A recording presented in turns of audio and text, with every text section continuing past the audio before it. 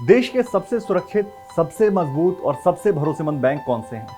RBI ने 2022 के लिए जो खास लिस्ट जारी की है उसमें 3 नाम हैं, एसबीआई, आईसीआईसी बैंक और एचडीएफसी बैंक।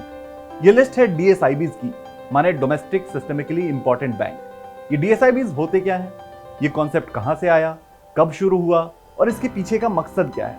चलिए पता करते हैं। डोमेस्टिक सिस्टमिकली इंपॉर्टेंट बैंक, आसान भाषा में ये वो बैंक हैं जो देश की इकोनॉमी से कुछ इस तरह जुड़े हैं कि अगर इनकी सेहत पर कोई असर होता है तो इसकी वजह से देश की आर्थिक हालत पर भी प्रभाव पड़ सकता है।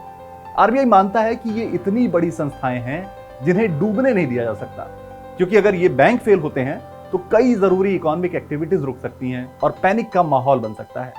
एक लाइन में कहें तो ये bank too big to fail वाले बैंक हैं।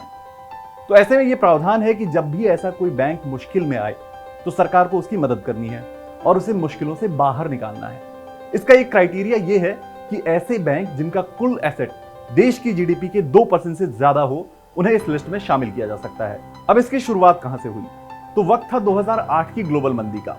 मंदी के उस दौर में जब बड़े बैंकों को मजबूती से इकोनॉमी को संभालना चाहिए था, तब बैंक भी कमजोर दिखे और बैंकों की कमजोरी ने इकोनॉमी को और नीचे की तरफ खींचा।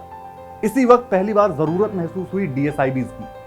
2014 में आरबीआई ने इसके लिए एक फ्रेमवर्क बनाया और 2015 से आरबीआई ने डीएसआईबीज की लिस्ट निकालनी शुरू की। बैंकों के इंपॉर्टेंस के हिसाब से उनकी कैटेगरी बनाई गई। बैंकों के साइज और उनके महत्व के हिसाब से 5 बकेट बने। 1 से 5 की तरफ बढ़ते क्रम में वरीयता दी गई, यानी जो 5वें बकेट में जाएगा वो सबसे इंपॉर्टेंट माना जाएगा। अभी की जो स्थिति है उसमें आईसीआईसी बैंक और एचडीएफसी बैंक पहले बकेट में है और एसबीआई तीसरे बकेट में। इन बैंकों पर कड़े नियम भी लागू होते हैं। इन्हें अपने रिस्क वेटेड एसेट का कुछ हिस्सा टियर 1 कैपिटल के रूप में रखना होता है।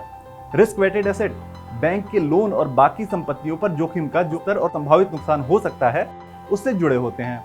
वहीं टियर 1 कैपिटल में मुख्य तौर पर कैश और स्टॉक जैसे लिक्विड एसेट आते हैं। साल 2015 में जब ऐसे बैंकों की पहली लिस्ट जारी हुई तो उसमें सिर्फ 2 नाम थे, एसबीआई और आईसीआईसी बैंक। 2017 में एचडीएफसी बैंक भी इस खास सूची में जगह बनाने में कामयाब रहा।